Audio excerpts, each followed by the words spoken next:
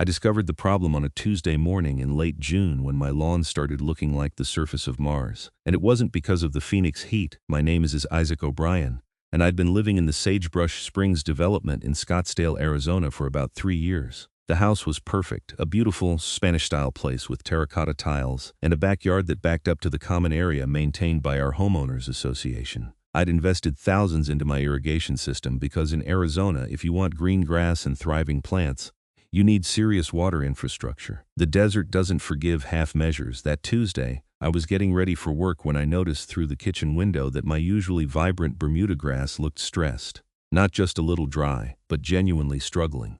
I walked outside in my work clothes, dress shoes crunching on grass that should have been soft and springy. The sun was already beating down even though it was barely 7 in the morning. I checked my irrigation controller. Everything showed green. The system had run overnight as scheduled. I walked the perimeter of my yard, looking for broken sprinkler heads or obvious leaks. Nothing. But the pressure seemed off when I manually triggered a zone. The sprinklers barely reached their normal coverage area, sputtering weakly instead of their usual strong spray. That was weird. My system was only 2 years old, professionally installed by the best company in Scottsdale. I'd paid nearly $12,000 for the whole setup because I didn't want problems. I was already late for work, so I made a mental note to call the irrigation company during lunch. I worked as a project manager for a construction firm downtown, and we had a big client meeting I couldn't miss. The grass would have to wait. By the time I got home that evening around 6:30, things looked worse.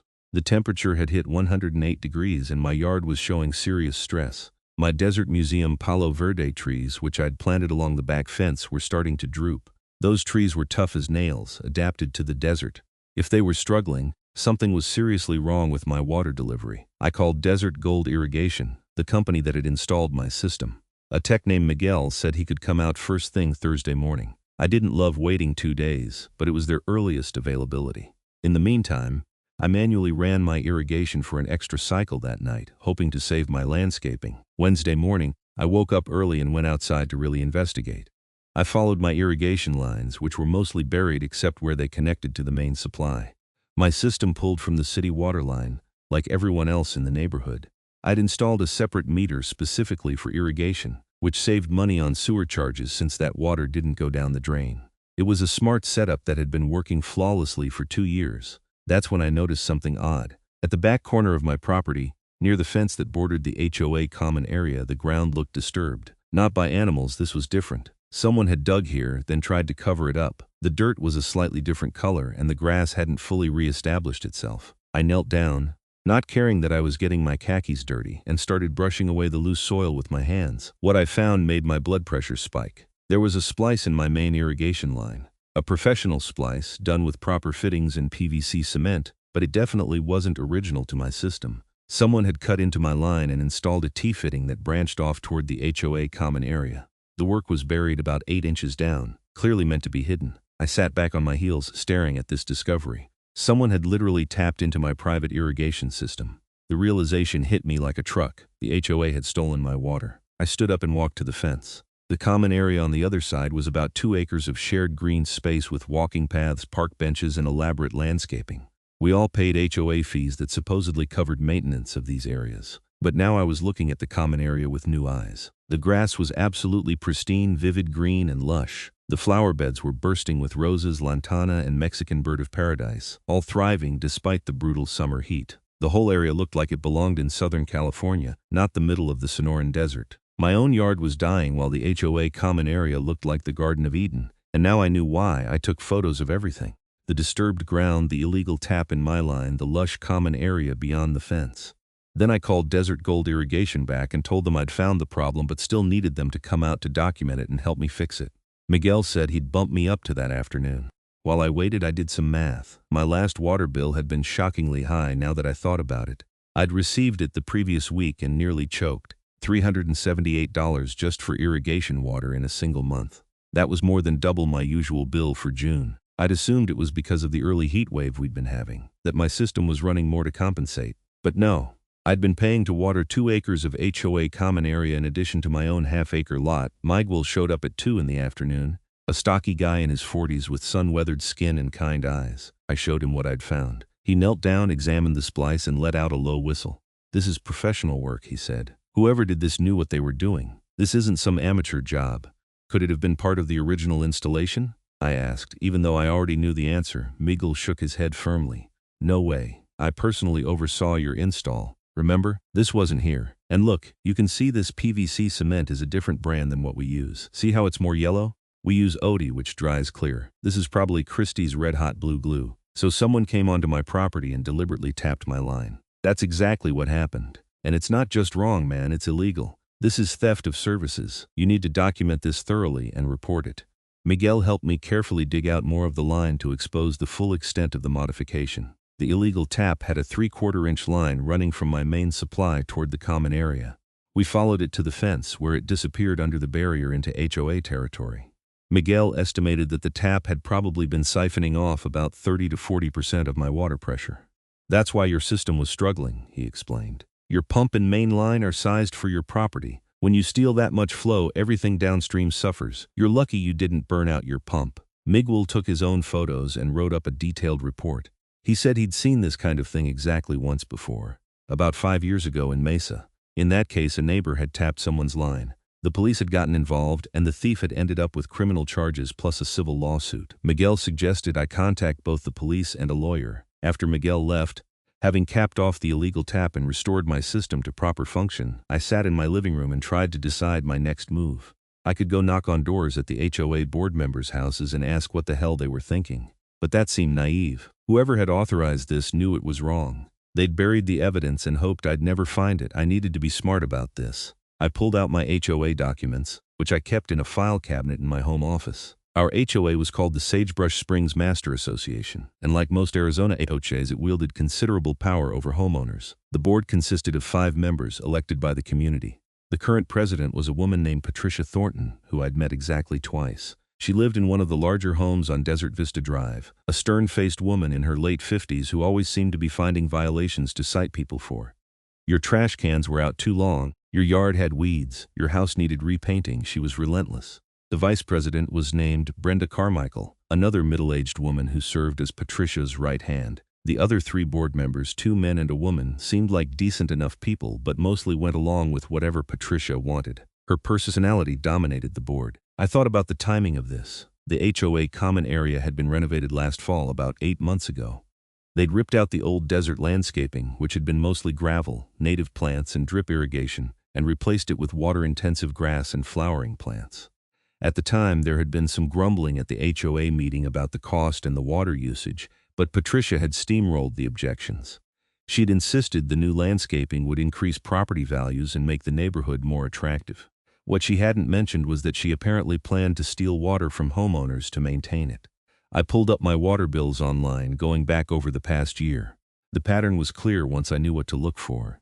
Starting in November, right after the new common area landscaping was installed, my irrigation water usage had jumped significantly.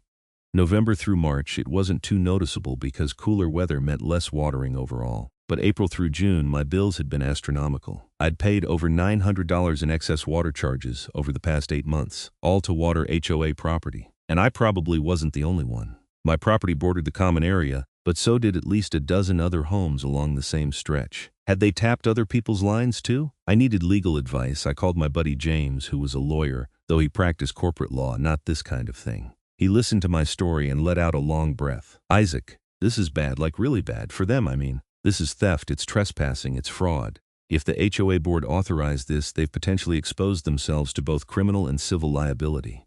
You need to talk to a litigation attorney who handles property disputes and HOA issues. James gave me the name of a lawyer named Robert Chen, who apparently had a reputation for taking on HOAs. I called Chen's office and managed to get a consultation scheduled for Friday afternoon. In the meantime, I decided to do some reconnaissance. Thursday evening, I went for a walk through the neighborhood with my phone, casually taking pictures. I walked the entire perimeter of the common area, observing which properties bordered it. 14 houses total, including mine, had fences that backed up to the shared space. When I got home, I pulled up the county property records and made a list of names and addresses for all 14 homeowners. Then I did something that felt a bit sneaky but necessary. I walked back out to the common area after dark, armed with a flashlight.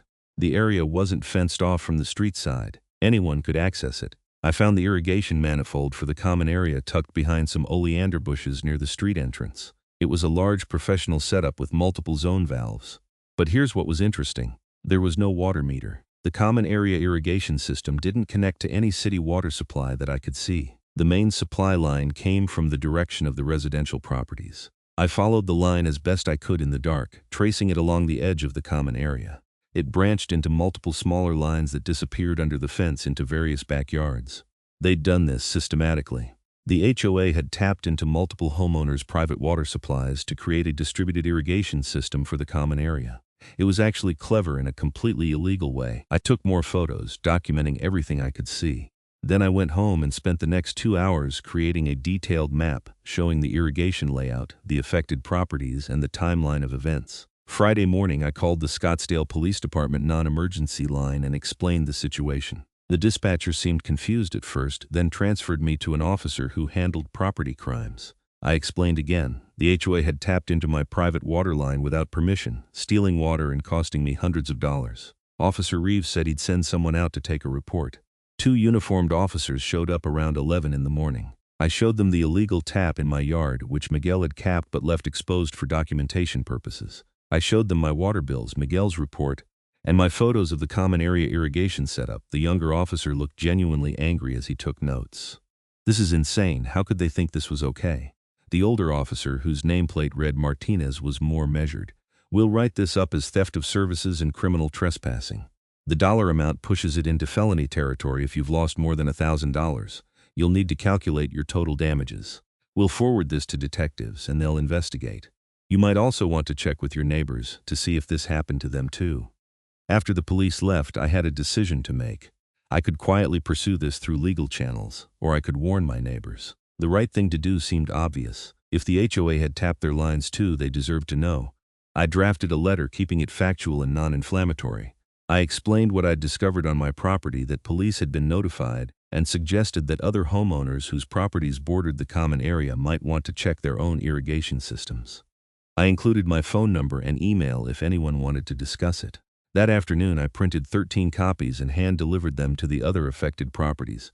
Most people weren't home, so I left the letters in their mailboxes or tucked into their front doors.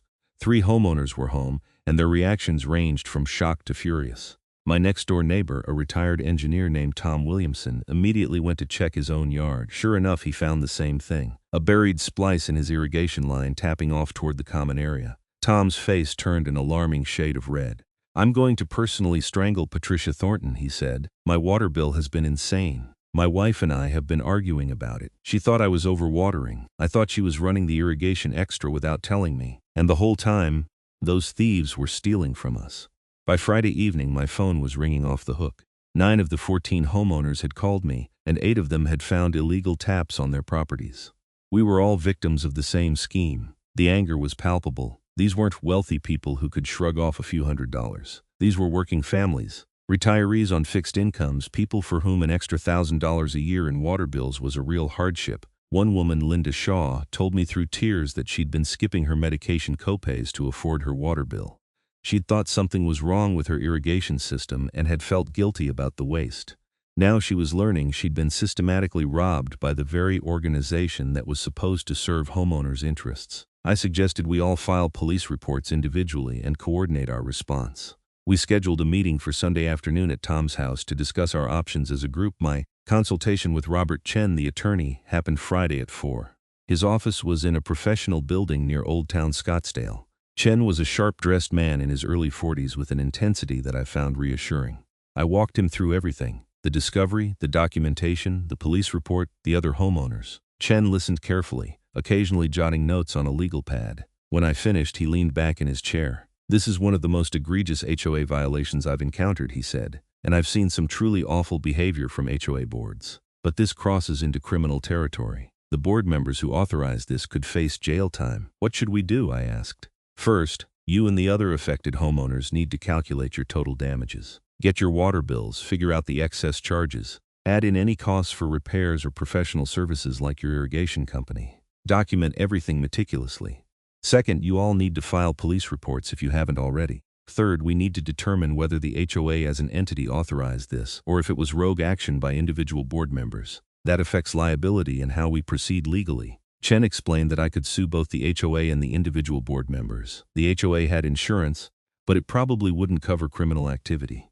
If the board members had acted outside their authority or committed crimes, they'd be personally liable. Their personal assets, including their homes, could be at risk. I'm also going to recommend you put a lien on the HOA's accounts if possible, Chen continued. They likely have reserve funds. If this goes to judgment, you want to make sure the money is there. An HOA can't just dissolve itself to avoid paying.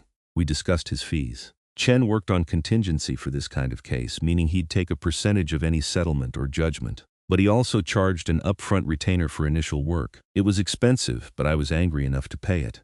I signed the retainer agreement before I left. Sunday afternoon, 9 of us gathered in Tom's spacious living room. We'd all brought our water bills and documentation. As we went around the room sharing our stories, the picture became clear. The HOA had systematically tapped into 9 different properties to create a distributed water supply for the common area. The total excess water costs, calculated conservatively, exceeded $18,000 over the past 8 months. That was just direct water charges, not including the damage to our irrigation systems, dying landscaping, or the cost of professional services to identify and fix the problems. We need to confront the board, said Tom. The monthly HOA meeting is this Tuesday evening. We should all show up and demand answers. But Linda Shaw, the woman who'd been skipping her medications, had a better idea. Let's not give them advance warning. If we confront them now, they might destroy evidence or coordinate their stories. Let the police investigation proceed.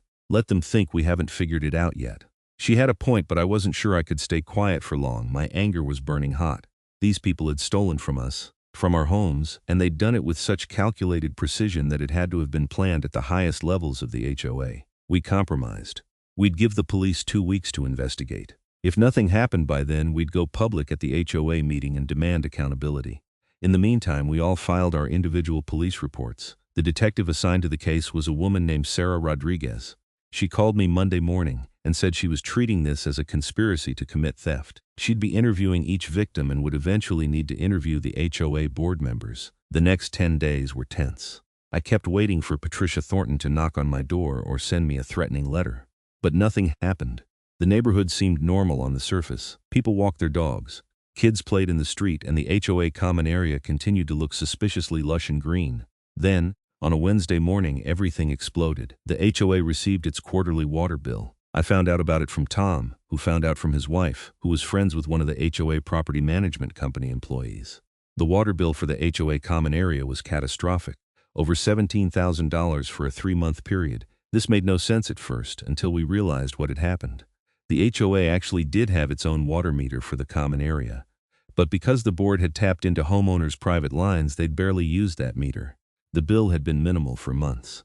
But when Miguel and the other irrigation companies had capped off the illegal taps, the HOA's system had lost its stolen water supply. Suddenly, the common area was pulling all its water through the legitimate HOA meter. And because the system had been designed to draw from multiple residential lines simultaneously, when it tried to pull everything through one meter, it ran constantly. The high flow demand, combined with the inefficient routing, meant the system was using enormous amounts of water just to maintain pressure. The HOA had essentially been running their irrigation nearly 24 hours a day without realizing it because the metering was at a single point. Patricia Thornton had apparently gone ballistic when she saw the bill. According to the gossip chain, she'd called an emergency board meeting and was trying to figure out what had happened. She'd contacted the landscape maintenance company, demanding to know why water usage had suddenly spiked. I almost felt bad for her, but then I remembered Linda Shaw crying about skipping her medications, and any sympathy evaporated. The detective, Sarah Rodriguez, called me that Thursday. "We've completed our investigation," she said. "I need to inform you that we'll be making arrests tomorrow morning." I wanted to give you a heads up. Arrests, plural? Patricia Thornton, the HOA president, and Douglas Winters, the landscape contractor who performed the actual installation of the illegal taps. We have evidence that Thornton authorized the work and paid Winters under the table using HOA funds that were fraudulently reported as other expenses. My heart was pounding. How did you prove it? Winters kept records and he's cooperating. When we showed him evidence and explained he was facing felony charges, he gave up everything. Emails, text messages, payment records. Thornton approached him last October with the plan. She wanted to upgrade the common area landscaping but knew the water costs would be astronomical and homeowners would object. So she came up with this scheme. Winters would tap into residential lines during the installation of the new landscaping, and they'd hide the costs. What about the other board members?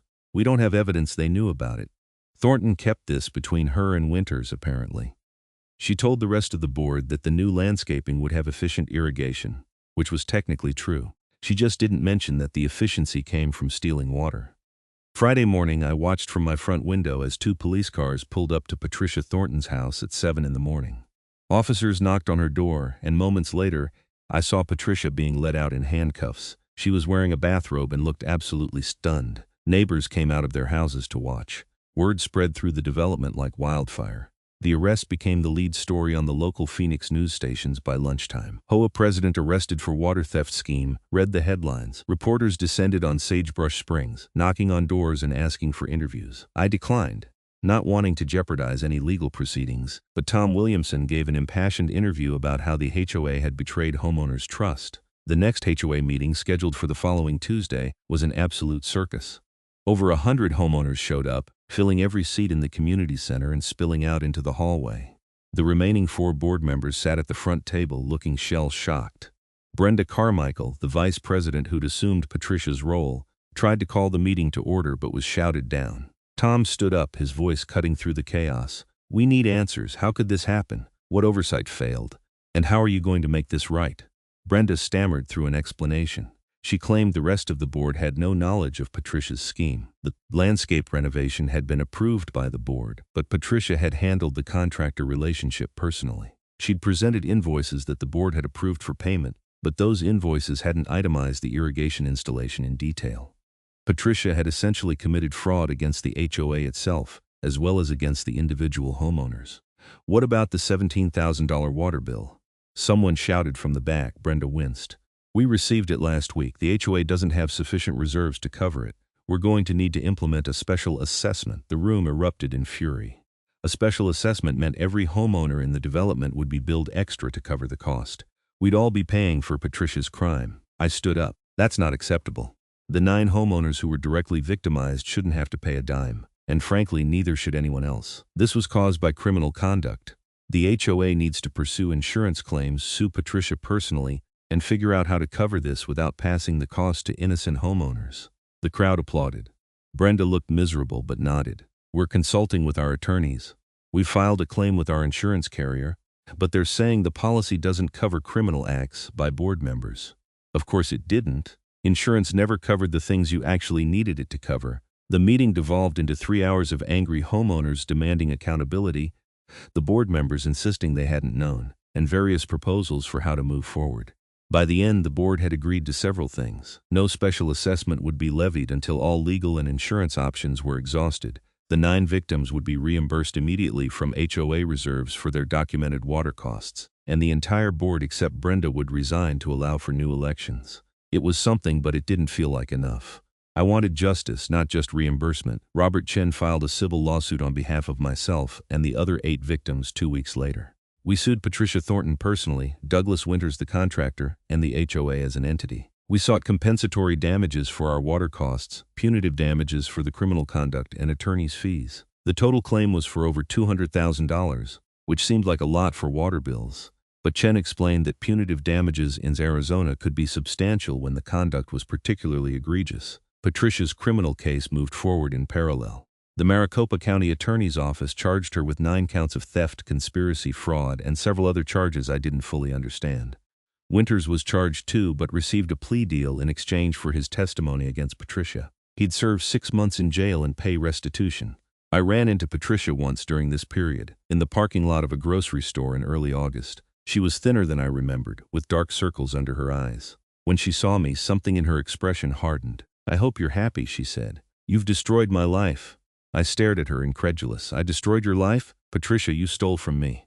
From Linda Shaw, who was skipping her medication because she couldn't afford her water bill. From Tom, from the Johnsons, from all of us. You committed crimes." "I was trying to improve the neighborhood," she said, her voice rising. "Everyone loves the new common area. Property values have increased. I did this for all of you.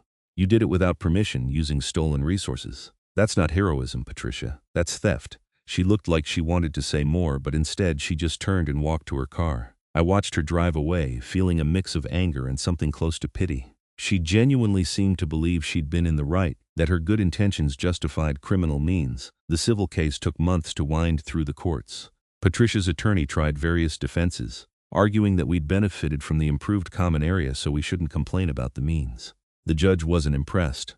In November, we won a summary judgment against Patricia for our actual damages plus attorney's fees.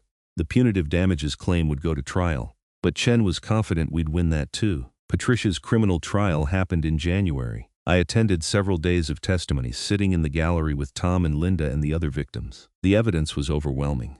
Winters testified about Patricia's plan, producing emails and text messages. The prosecution showed the jury photos of the illegal taps, our water bills, and records of Patricia's fraudulent reporting of HOA expenses. The jury deliberated for less than 4 hours, guilty on all counts. At sentencing in March, the judge was harsh. Patricia received 18 months in jail, 5 years of probation, and was ordered to pay full restitution to all victims. Her husband, who'd apparently known nothing about the scheme, filed for divorce shortly after the sentencing.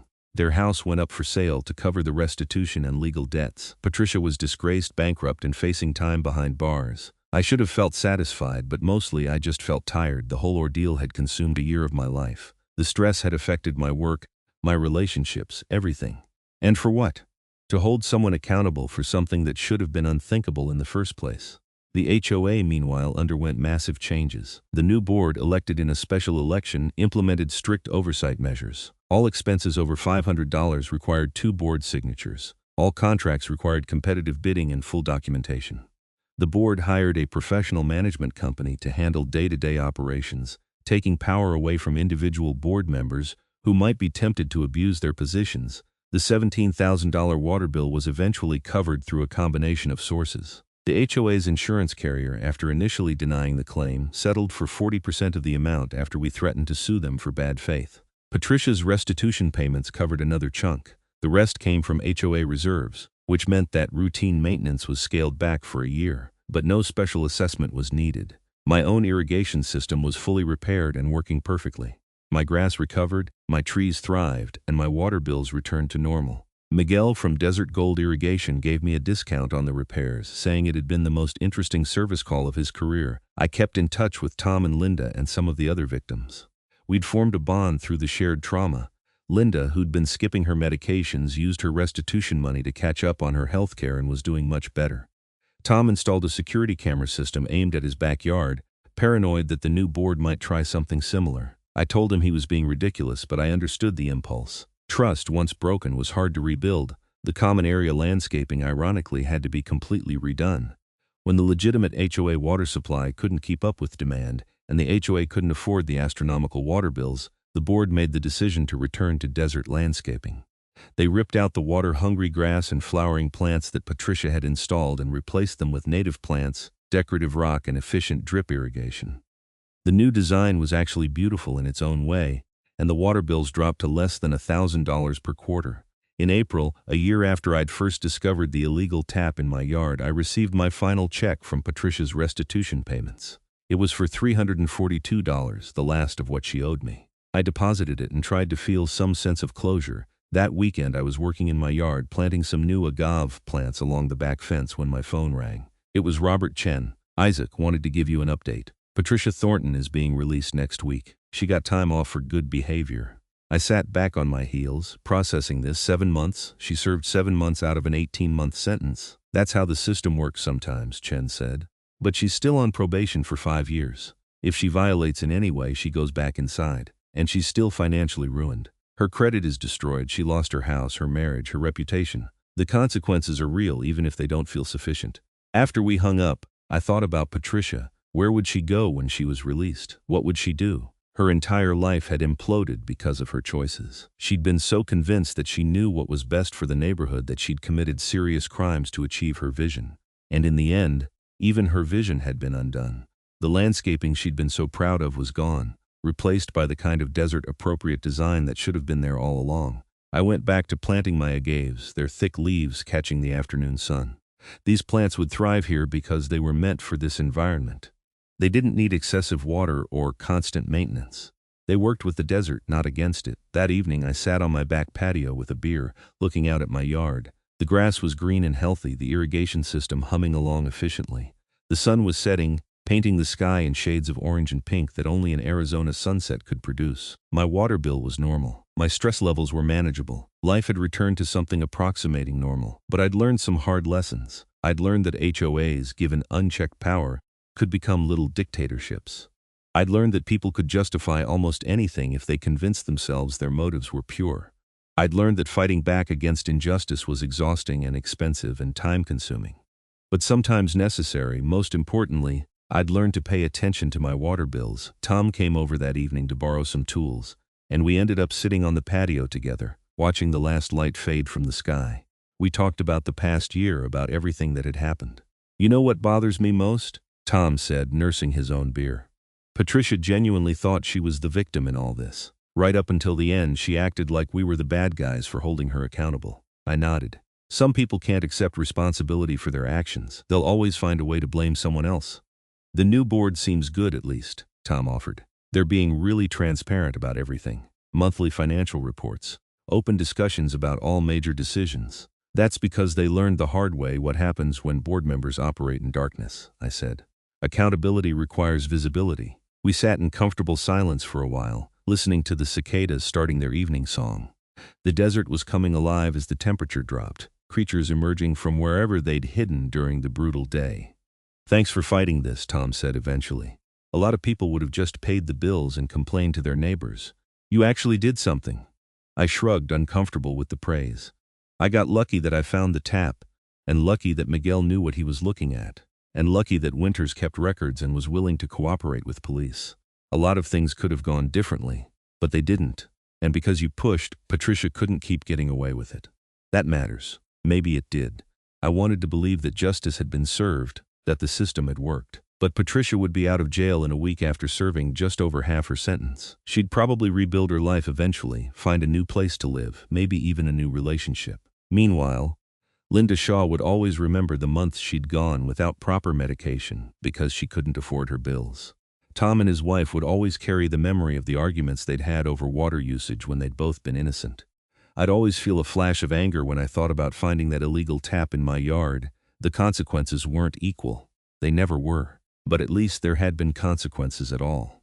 In a world where the powerful often escaped accountability, that was something. Over the next few months, life in Sagebrush Springs truly did return to normal. The new board functioned smoothly. The community moved past the scandal. New residents moved in, unaware of the drama that had unfolded. The common area with its desert landscaping became a point of pride, featured in a local magazine article about water-wise community design. I heard through the neighborhood grapevine that Patricia had moved to Tucson after her release, staying with a sister. She'd found work as a receptionist somewhere, a far cry from her previous life. I didn't seek out more information. That chapter was closed. On the anniversary of finding the illegal tap, I stood in the same spot in my backyard, looking at the ground where it had been. The grass had grown over the disturbed area. You couldn't tell anything had ever been wrong. Miguel had done excellent work repairing the line, and my system ran perfectly. The only evidence of the whole ordeal was a file folder in my office cabinet containing court documents, police reports, and a series of restitution checks. I thought about digging up the spot, just to look at the repair job, to remind myself that it had all been real, but I didn't. Sometimes the best way forward was to let the grass grow over old wounds and move on. My phone buzzed with a text from Linda Shaw. The victims had stayed in touch, forming an informal group chat where we shared neighborhood news and occasionally vented about HOA politics. Linda's text was about the upcoming HOA election. She was thinking about running for the board herself. "Someone has to keep an eye on things," she wrote. "Might as well be one of us." I smiled and texted back my support. Linda would be good for the board. She understood intimately what happened when oversight failed, when trust was betrayed. She'd fight to make sure it never happened again. That evening I ran my irrigation system and stood watching the sprinklers do their work. The pressure was perfect, the coverage even, everything functioning exactly as designed.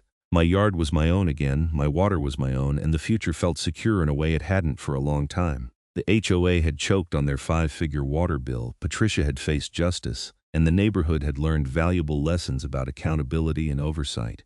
It had been a long, difficult journey, but we'd come through it. We'd fought back against theft and corruption and won.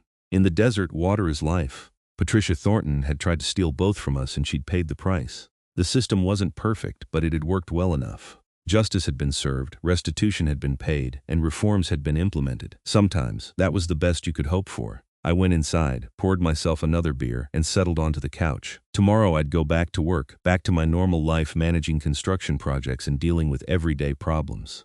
The drama was over. The theft had been stopped. The criminal had been punished. Life went on, and my water bill, I thought with satisfaction, would be perfectly normal this month. Just as it should be.